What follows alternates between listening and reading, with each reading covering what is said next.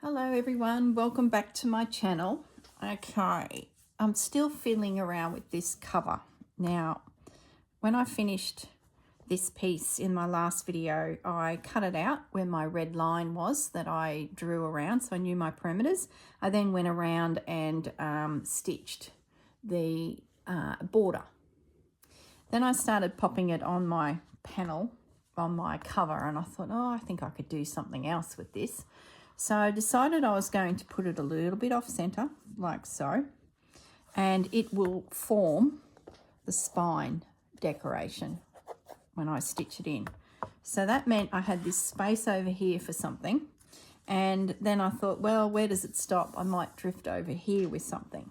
So I went hunting back into my fabrics, and I found this panel, which is also a Tim Holtz inspired piece, and it's lots of vintage labels. Now I will show you the name of the fabric. I believe this is still available out there.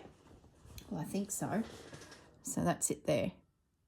Okay, so I've always wanted to have these little pieces stitched ready to grab, and I thought, well, I'll cut a few off.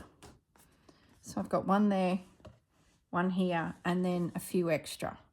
So what I want to do is have them stitched to some degree, sort of ready to embellish or use. So I've selected the first two, and I've got myself a bit of scrap, and I'm going to do something along the lines of just embellishing this with a bit of a stitch here and there in the same styling as this piece. So I'm like collaging some more elements. Now this one, I went back to that little top, cut another chunk of lace off. I've got my piece sitting here, and I thought I might stitch this piece as well, and that can be attached to the back of the journal just to sort of tie it all together. So that's where I'm at, and I thought before I get too far ahead, I better turn on my camera and do some stitching. The other thing I thought of too when I was going around the perimeter of the original piece is I really feel like I need some random stitching here as well. So I'm just going to do that now before I lose that thought. And it's just going to be some rows of stitching in the thicker thread to the one I use to outline everything,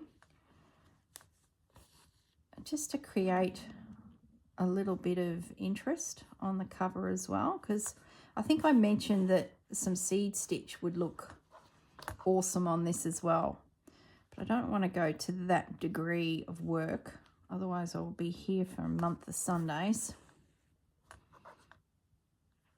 So I do want to just put a few random lines, mark making if you will, but with needle and thread. Sort of looks like it's been repaired. Just gives it a little interesting element here and there.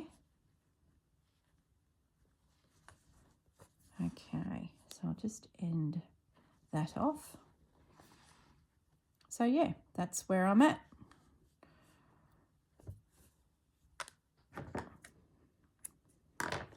The cover is becoming quite embellished, to be honest. So there's some little stitches down there. Might just do a few through here. Oops, dropped my needle. Just feels like that's a bit plain there. So I'm just going to drop a few running stitches into that zone.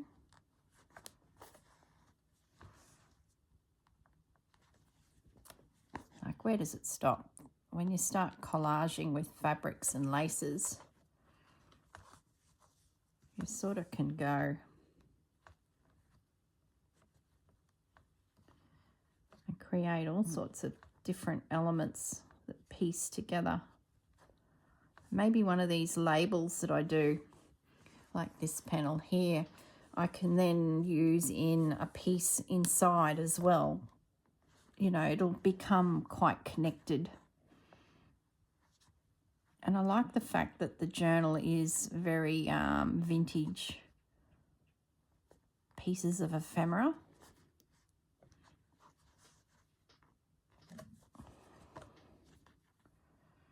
Okay. It's like having a journal that is themed, ready to go for future embroideries. I think it might encourage me too to pull out those Tim Holtz fabrics that I've got there in my stash and actually cut some pieces off and do something with them, because it all works together. It's sort of themes together. Might just do a few.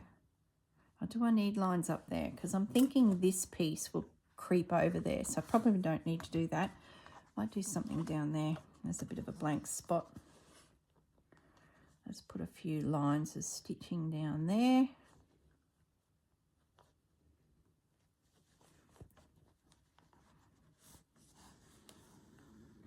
And let's hope the girls, for the folks that are here watching because they've come from the Journal of Stitchery project that the Roxy Creations group have put together, Sarah and Rachel and Juju, the mum.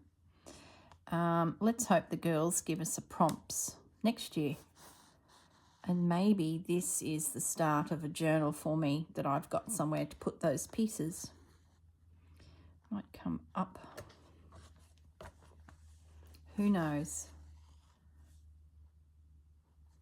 Glad I didn't use that dark fabric. Glad I didn't pursue that fabric. It just didn't feel like what I was looking for. Okay. Oh, my stomach's rumbling. I don't know if you can hear that. Time for breakfast. A few little stitches down in that corner. A little bit random.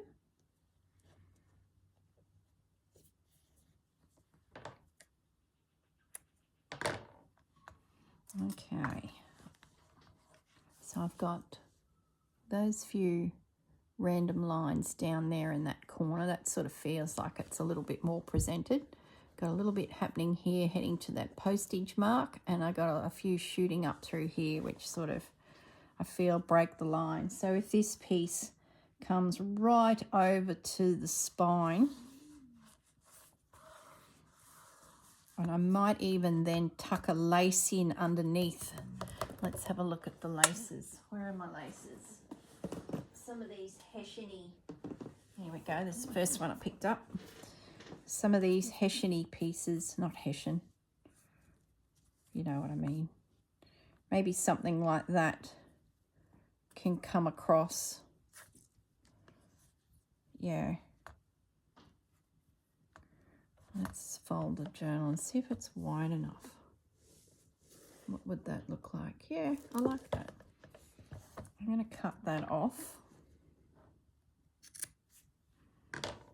And I'm thinking I could invisible stitch that right on that edge. And then it's attached. Yeah. Do I like that? Yeah, I do. Okay. I don't know where I'm heading with this. I'm just collaging things together. I'm going to pin that along that edge.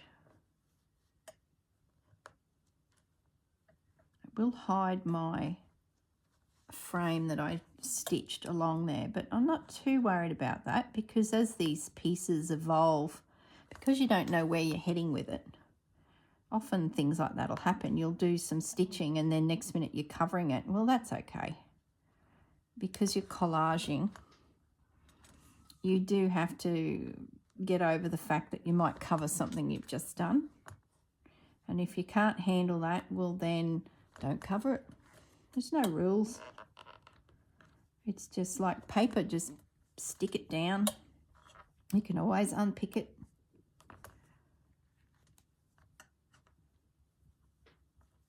It's like an extension I've added to my panel here.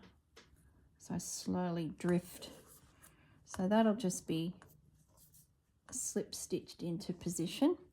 The other side, as it meets the back of the cover, of course, will need glue because there's nothing there to catch it. Having said that, who knows? Maybe there will be.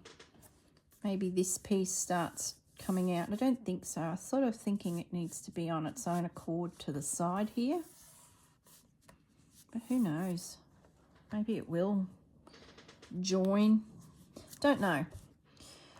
So that's fine. Now, I just want to have a look at this piece and see what I can do with it. Still got some needle and thread here. I'm going to pick up my thread and just attach the label to that piece of muslin or calico. And I've come in from the edge a little bit, my cut edge, because I might want to tuck a piece of lace in behind it. So there's room there to, you know, slip something in under that. But at the moment, let's just get it stitched so that it is attached to something. Be good to have these labels actually away from that main piece of fabric, like cut out, because I forget they're there. And they're such gorgeous little elements. To have this piece now floating around in my embroidery / scrap pile, I'll be more inclined to pick them up and use them. Otherwise, they're sitting in my cupboard for posterity, where we really need to get it out and use it. I'm sure I've only bought that piece in the last 6 months or so. I think I got it from Hervey Bay.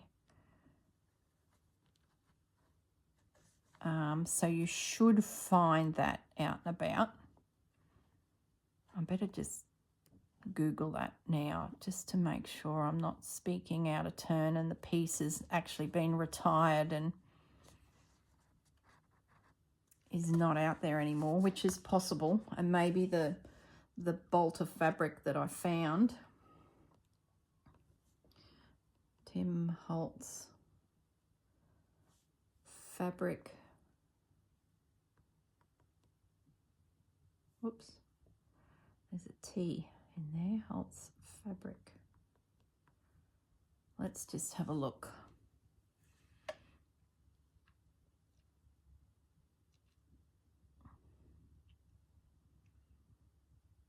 Oh, there's heaps.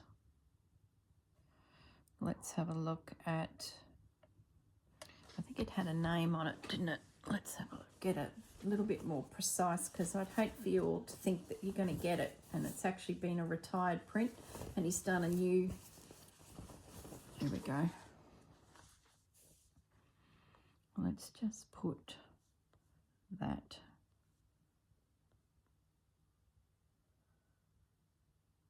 Elements.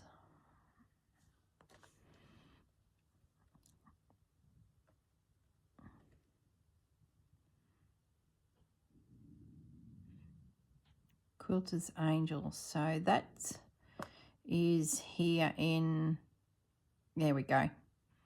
These girls are in Toowoomba and they have the range. Let's just click on it. Yeah, so that's the Quilter's Angel. So it must be fairly common. It's available from those girls. So I'm guessing it's pretty much everywhere. And they've got all of the different fabrics available if you just wanted a piece. Mind you, can I see the one I'm chopping into? No, I can't. But there's plenty there. I can't see the label one.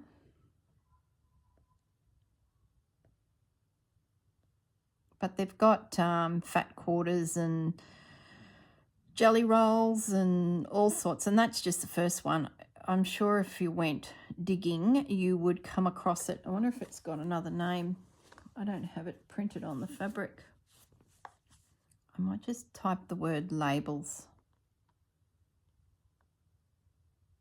Oh, there's others, but I can't see this one.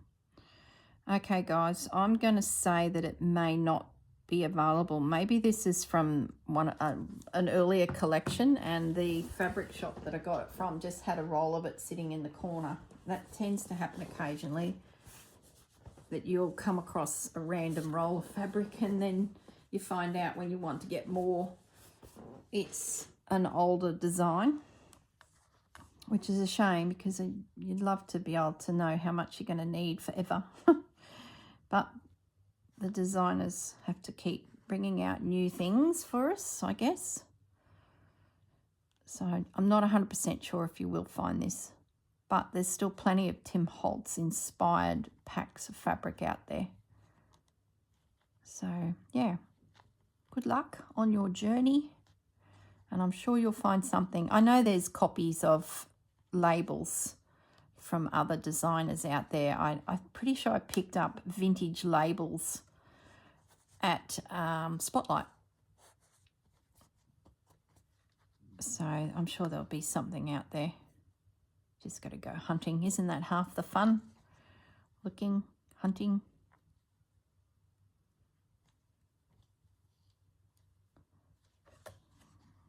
Okay. Do I want to attach this? I might just keep doing a decorative stitch for now, because I can always invisible stitch it into position. When I know where it's going to sit on the journal cover, I can come back through with an invisible stitch, and that will allow me to sort of jiggle it accordingly, just in case I change my mind. So at the moment, that's what I'll do, I think. Just going to do another knot there in case that comes undone.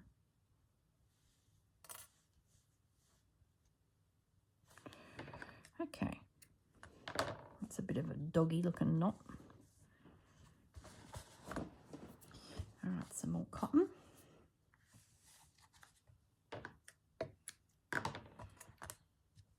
So I just need to come down that outer side.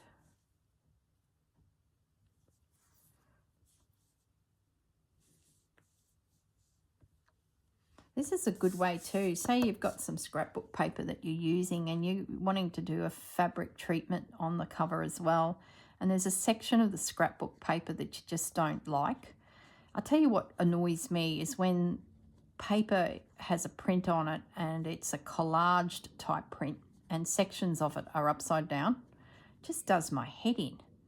I don't know why. It's probably because I'm a control freak, but this is where you can do some embroidered elements, some random little stitched bits of fabric and lace together, and cover the areas that annoy you. Or maybe even there's a colour that just doesn't quite work with the journal. Sometimes you'll get a blue that is just not quite the right blue. And if you're not interested in maybe inking it to sort of dull it down a bit, making some clusters of embroidered fabrics like this little label is a lovely way of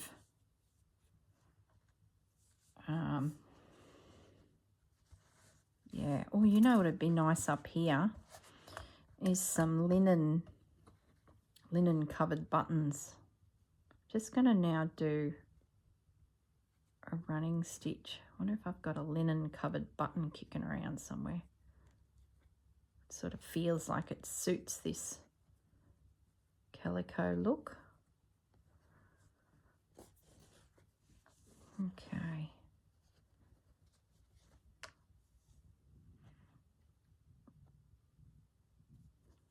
Hope you can see. So I'm now on the outside of the piece, coming up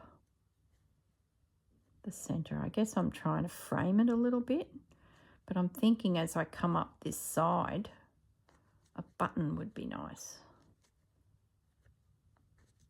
Be a bit of a feature.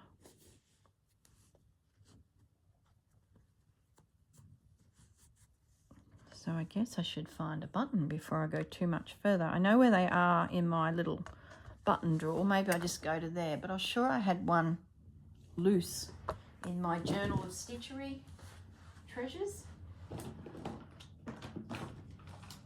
My 2 trays that are connected to my Christmas Journal of Stitchery.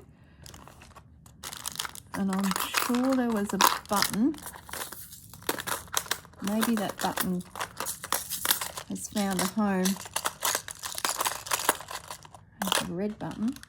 Oh, here we go. Oh no, not quite. Oh, look. Pearl buttons with thread through them. Oh, a yo-yo. Oh, heading off in tangents. Maybe I'm not going to find the linen button.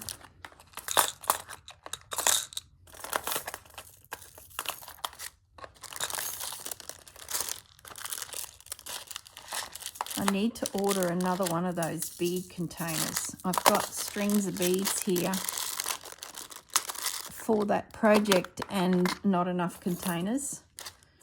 So I finally found where I got it from. It was Amazon because I was unsure where I got the container. So I need to order another one. This is the containers to store your beads in. And I'm full. So I need to get it another one. And see, look at this. This is a pearl button that I've put a bow of twine through. I'm really digging that. There's another one that's just got the twine through it ready to go. I wonder, it's not exactly the linen button I was looking for, but I'm thinking this has potential to be stitched up there. So this is what I'm thinking. I'll running stitch up to that top corner, and then the button will be at the top to sort of give that stitching somewhere to go, because it doesn't really fit along that edge up there. So I'm going to end that off.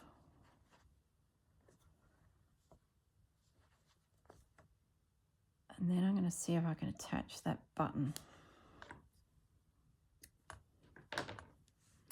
Well, I had no idea where this project was going to go, and it can be quite random. So how am I going to attach that? I think I can slip using some cotton. It's not like it's got to hold your pants up, so we can get away with just a couple little stitches. And then you just don't want it coming off, of course.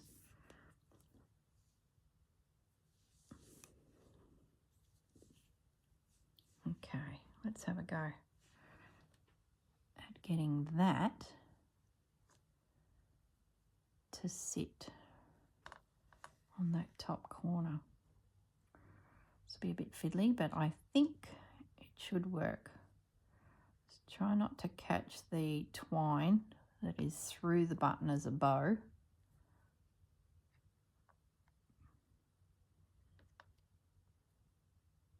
And I sort of want to be under the twine so it's not obvious that this little stitch is holding it all. Yeah, that looks good. That's going to hold. Come back through the back. Well, I didn't find a linen button, but I found this one, a mother of pearl one. Well, it's made from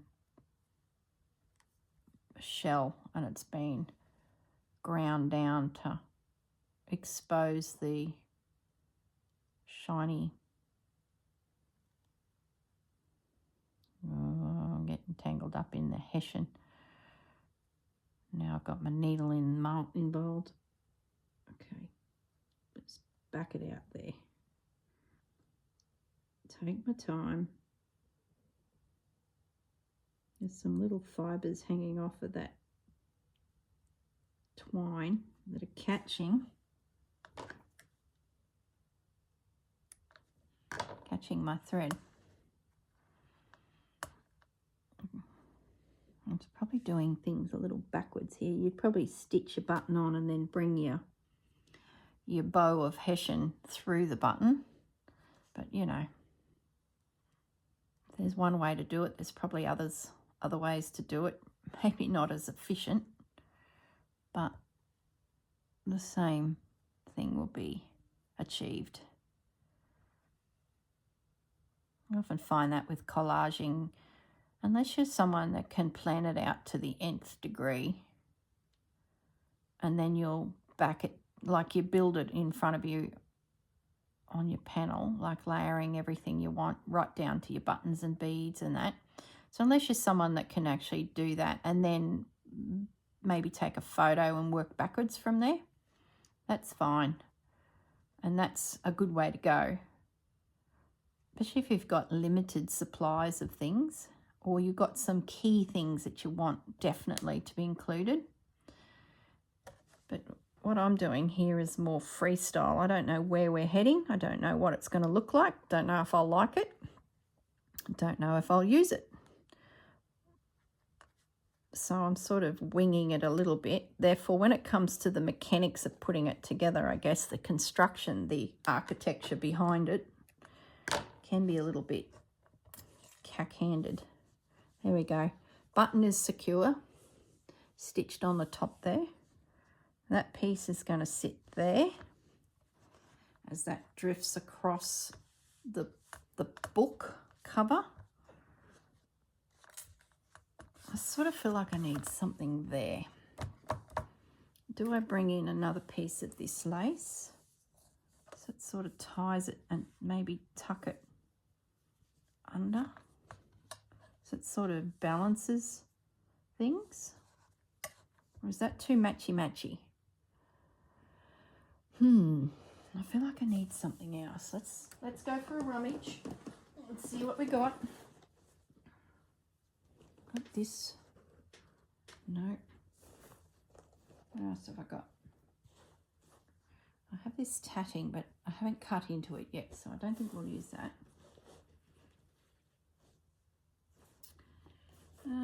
Everything I'm looking at in my little stash of goodies, let me just show you what I'm looking in. See, everything I'm looking in here is probably not old feeling.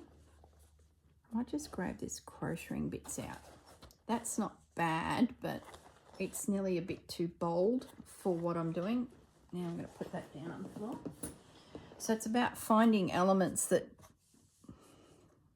match. I like that. And I think it's because this netty look is in here.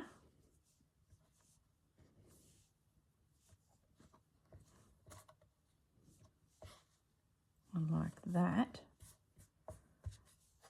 Yeah, I like that. Chop, chop. Now, some of that will be hidden, so I'll just leave it on the table. Maybe we've got to bring a bit of this over here as well, you know, to tie it all together. Now, that is not needed. Little pieces like that can be popped around the place as well. If that sits under there and just pokes out, and that edge goes right to there, and this comes out a little bit. This is up here. I might be able to just do some invisible stitches there with some pins, like I'm going to do on the other side to catch that lace. I'll do the same here. I like the fact that there's a curve here as well, because everything's very blocky and square. I do have a free movement through here, this floral piece. So I like the fact that this piece, and if I attach that to there, Yeah, I like how there's this curve. I like how the holes are in it, matches this piece. It's actually all sort of coming together. I'm just going to pin all this now because it's about to be all stitched together to make one panel.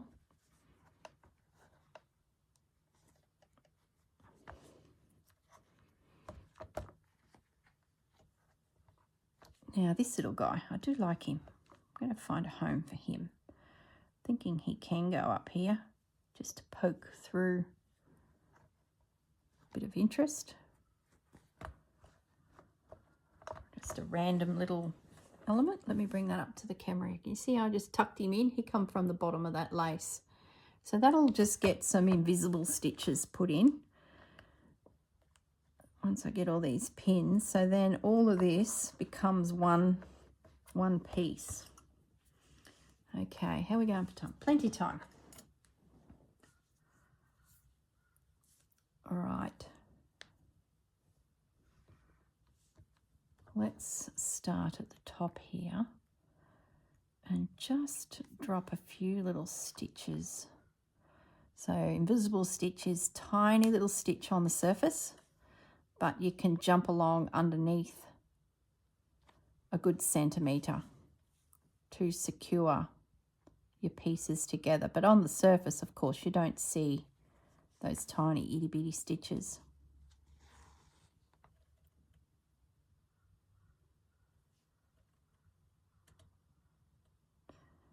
Thread that needle. And now this invisible stitch is going to not only secure the label to the background, but it's also going to be used to catch that little piece of crocheting that I tucked in there. So the tiniest little bits can be used, and that was underneath, and I trimmed it off to get rid of bulk, and of course then stitched it down elsewhere.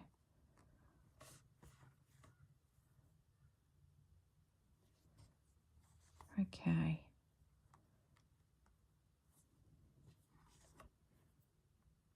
There we go.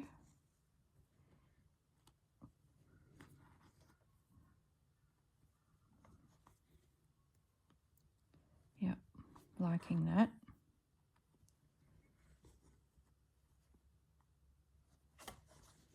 Now I can come down the side of that. I'm just going to sneak out into the actual label itself and maybe scoot across right through the center there just to catch it down. I'm going to come up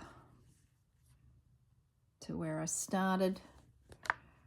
Get rid of those pins because that's now attached. I'm going to just jump straight up to the top, pop another little stitch in. And that is not coming off in a hurry.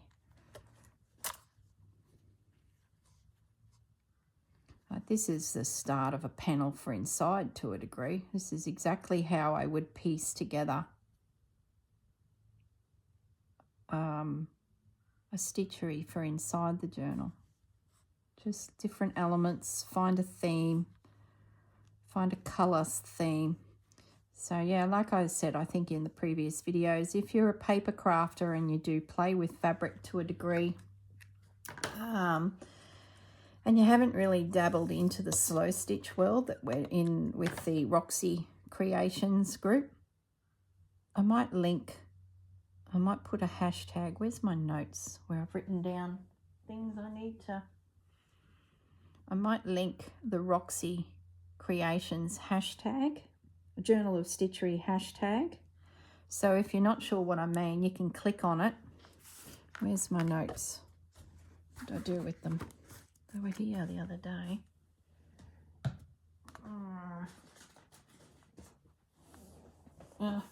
Goodness knows. Yeah, I'll link the Journal of Stitchery in the description. So if you're wondering what the heck I'm talking about, click on that hashtag and it will take you to all of the channels that are following along with these prompts that we're using to sort of focus ourselves on a theme, especially the first section of the year. that was like antique fabrics, laces and butterfly. So everything we did was, you know, in that sort of frame. The second half of the year, we're all working on Christmas. So if you're wondering about it, clicking on that hashtag will take you to all of the YouTube channels that have filmed something to do with that project. Isn't that a rabbit hole?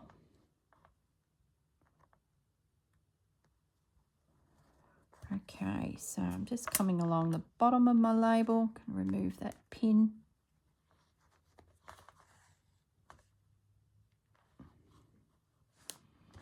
I'm waiting to see if I've got to go into the shops today. Into my shop, we've got a container load of stock coming in, and we've sort of guessed that it'll be there around lunchtime. So most of the staff are starting their shift at lunchtime to, you know, see. And it's now 10 a.m. Let me just, we've got cameras in the car park of the Slacks Creek store, because we've had over the years kids breaking into the backyard of the car park and skateboarding. So we've had to put some cameras on the exterior of the building just in case, you know, something goes wrong. And I'm just looking at the camera now. Actually, I'll bring it up. So there's the camera. And if that container was here, there'd be a big box sitting right there in the field of view. So that's the edge of our building. That little yellow car you can see in the background there, that's the store manager's car. So if the container was there, I'd be ending the video and putting my boots on, and off I'd go to help the staff unpack the container. And the delivery is, it's going to be a fun one too. My pussycat's just come in, and I've just gone to pat his head, and he's wet, so it's drizzling outside. Oh, what joy. A shipping container to unload, and it's drizzling. But what's in the container is one particular factory that I buy all of our white animals from. Casper just opened a drawer. What I mean by white animals, they have polystyrene molds, so reindeers, snowmen, penguins, you name it, anything that is related to Christmas. Plus they make other things. They do things for Thanksgiving and Halloween. Like, they're a very big factory in China, and they send a lot of gear to the USA. But what I look for there is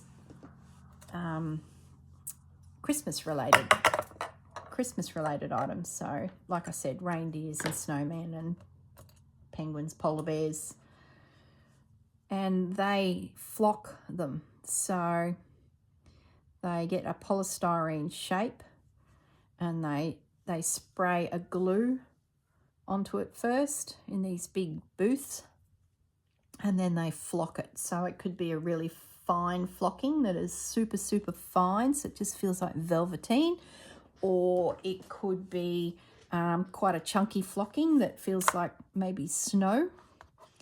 And they decorate these pieces. So let's say I select a snowman, and they will flock his body so that he feels velvety.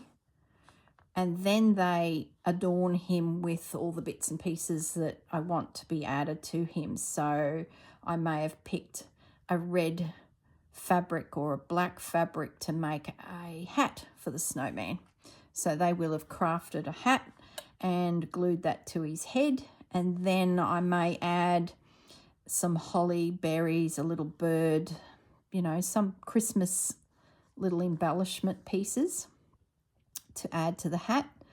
He might then need he'll need a nose, he'll need eyes, he'll need some arms. So then we pick some twigs and sticks and things like that. Now, being in Australia, they have to be treated. So the factories do all that for us. Now, at the end of the day, you know, we trust those certificates as far as we could throw them. So I try to pick things that I know are varnished. So not only are they dry, but they're varnished as well. So that just makes sure that it's dead, because, gee, the last thing I want to do is introduce some foreign fungus or disease to our agriculture industry. I wouldn't be able to live with myself. Being a farm girl, I know my father wouldn't be too impressed if I was the cause of some ecological disaster for our little island. So this kid ain't going to be doing that. So I try and pick elements that are safe. Some countries allow actual sticks to come in, but if I did add a stick, for example, I just have to get it radiated here in Australia, which means it's cooked, which is all well and good, but sometimes the glue can give way. Like, it's sometimes not the best solution for some of the, oh, there's a pin in there. It's not the best solution. So I try and stay away from those types of behaviours, because I don't want the piece failing on the customer if I've weakened it by having to get it radiated. So that's a lot of fun, creating these little elements. So they can be little decorations that hang. It might be a little squirrel, an owl, and then right through to big pieces that, you know, if you had it sitting on the floor beside you, the top of the piece would come to your knees. Sometimes even bigger. There might be some reindeer, for example, in the container this season. I don't think anything that big's coming this year. So that container of goodies has arrived. And the other thing that this factory does for me is, because they adorn these animals with bits and pieces, say it's red berries, and that's like a polystyrene ball that is coated with a glue and then dipped in a coating that makes it look like a shiny berry. I don't know if I've got anything that is here in my room. Yeah, I do actually. Hold that thought. Now we're getting sidetracked. This is a piece that I had made a few years ago, and from the same factory, and it is a snowman that has been coated with glitter and bits and pieces of adornment. So little pine cone here. Here's a little plastic one. We can't bring pine cones into Australia because you think they're dead, they're dormant, but the seeds could be still in there, and in the right conditions the seed could fall out, and then we've got a tree that's not meant to be here. So they're all little plastics. These little pieces here are plastics. It'd be lovely to use natural products, but we just can't. So all plastics. Now those red berries, that's what I'm talking about. So in there is a little polystyrene ball that they've put a glue on, then a coating, and then it dries real shiny. So there's some rusty bells. So there are other things that I can have added to the neck of, say, a reindeer or a penguin or something like that.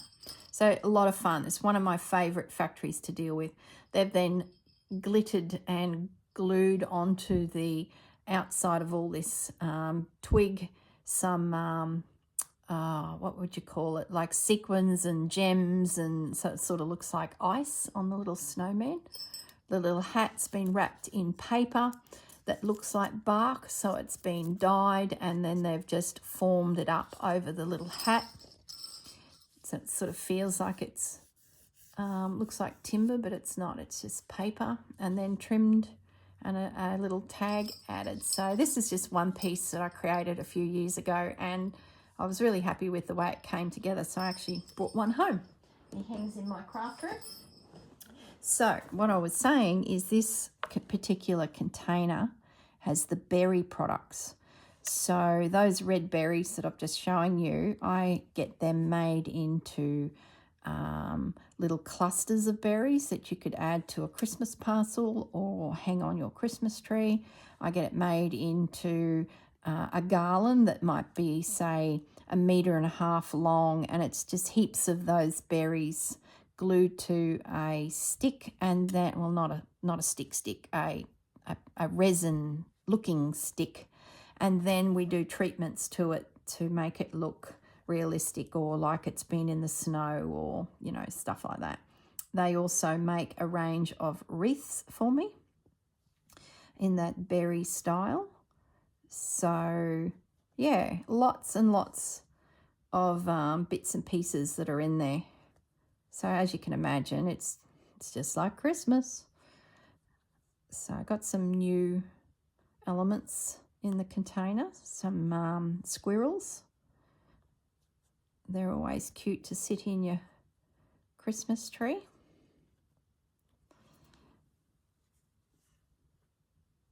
So I'm looking forward to this container, and I'm sort of just thought I'll turn on the camera and film some stitching with you guys while I patiently wait for the big semi-trailer to arrive and drop that big metal box in my backyard.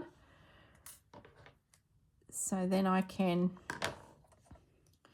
hop in the work van and whiz down to the store, help the guys unload the container, load up the van with the stock that's going to our store on the north side of town, at Virginia, north side of Brisbane. So those guys are patiently waiting for me to say, we've got it, it's here, we're on our way. And I believe there is rain coming today.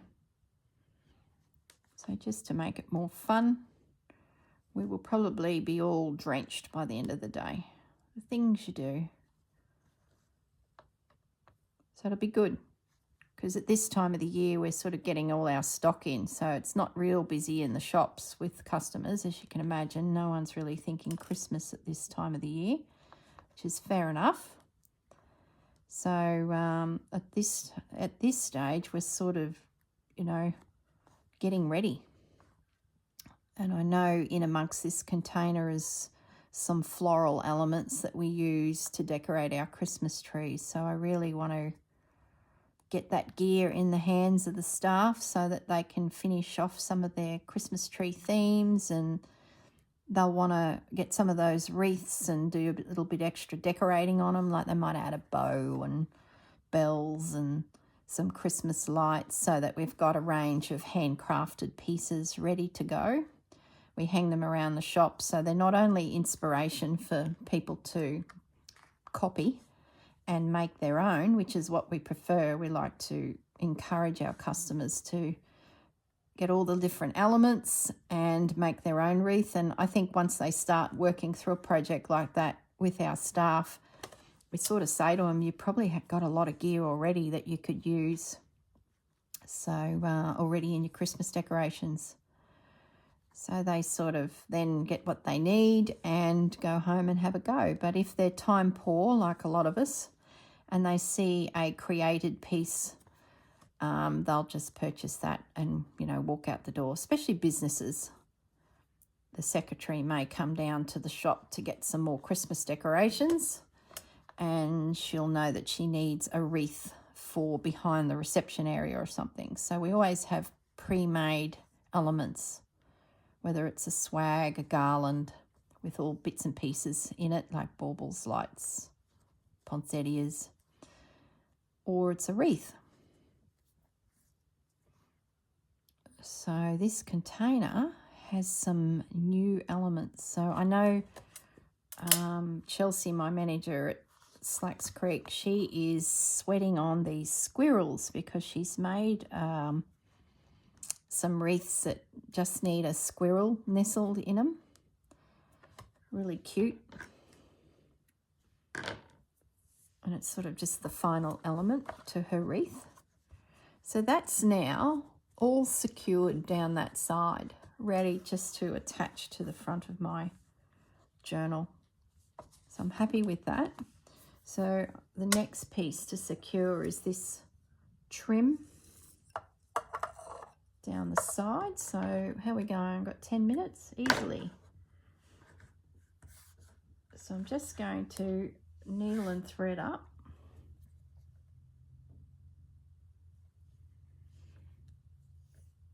And I'm going to stitch. Just going to stitch that down.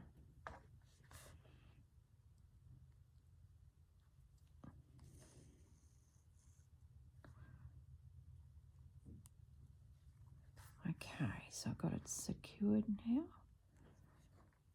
I'm going to do quite a few little stitches because it is going to be a point of which your hand will hold the journal. So I need to know that that's nice and secure. It will be glued to the journal, and you could have easily glued this on, this trim, and I've done it 100 times. But being I have needle and thread in my hands, I'm just going to stitch it. I can remove that pin now. I'm just going to whiz down that side with a few stitches. And I may even add more lace on this edge. I don't know.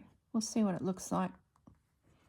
But I'm happy with the front now. Don't think I'll do anything else. I don't think the next video will have me going off on another tangent. I'm sort of now at the spine area, heading to the back cover.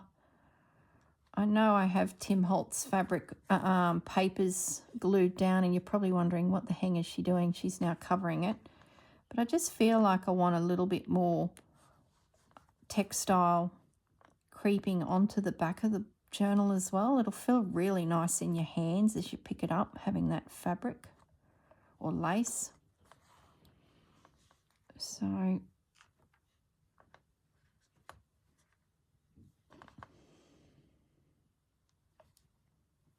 let's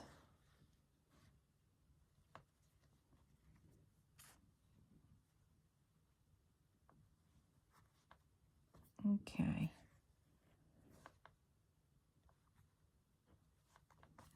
Lovely. That's not going anywhere. I've got the fine needle again, which is hard for me to pick up because I just don't have fingernails. Just can't grow fingernails. They're too soft. And I'm such a feral. I used to have nice acrylic nails. I put them on for an event. It was a wedding or something. And loved them. Oh, loved looking at them, loved painting them. But I soon got very tired of having to go back and get them filled as my nails grew. I'm barely able to sit for a haircut for a period of time. So the thought of having to go and get my acrylic nails done, was not going to happen. So I ended up getting rid of them. Plus I struggled to pick things up. And because my nails are so fine and soft, they had this rigid thing glued to me, and the bed of my fingernails became quite sore because, yeah, there was no flex, and I wasn't used to having a firm nail. So I'd pick up, especially if I was working on the registers at work, I couldn't pick up the coins easily. So I'd be there trying to get a 10-cent piece out for someone struggling with these claws. So they just didn't suit me. And then I'd be, get sidetracked outside with my puppy dogs, and suddenly I'm weeding the veggie patch, or I'm pulling weeds out of the lawn, or, these random things we do. And in I'd go without even thinking, and I had these nice acrylic nails on. So then I'd have to come in and redo the paint on them. So it was fun, but not for me. So once my natural nails get to a certain length, they just start failing. So I find I have to just cut them back and just start again. And I'm in that cut back stage where I can't pick up a pearl, I can't pick up the needle until I get a little bit of length on them. And I can't really paint them too much because they flex, because they're so soft and they're flexing, the paint cracks. I'm sure there's solutions to it all, and I'm sure there'll be people comment to say do this, do that. I couldn't be bothered. I would rather spend my money at an op shop buying crocheted doilies and stuff for projects. So it's a little bit lost on me, all that. Okay, there we go. Yeah, I'm liking that.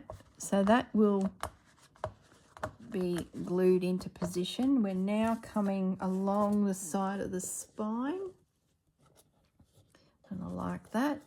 Then this lace will connect it to the back. So that's the side. Yeah, I like that. I love how that blue stamp's now appeared on the spine. There you go. I like it. And now I've got this little element that I sort of feel like I need to add something at the back here that's connected but not connected. Does that make sense? Like I did here. I still want a pop of this Tim Holtz to come through. So whether it's just a little bit. The other thing I'm finding is, as I said in my first video, this panel is not anything I've made. So it not only did it come away from the cover, but I can feel it's all bumpy here, where there was probably no glue. I'd say what she's done is she's put the glue through like this, and it's caught in a few spots, but here it's really bubbly. And I'm not liking the feeling of that. It actually feels like it's water damaged. Through here is really good. This corner, not so good. So that's why I'm thinking this little element, it's finding all the bumps. This little element here, I might just, am I going to cut that?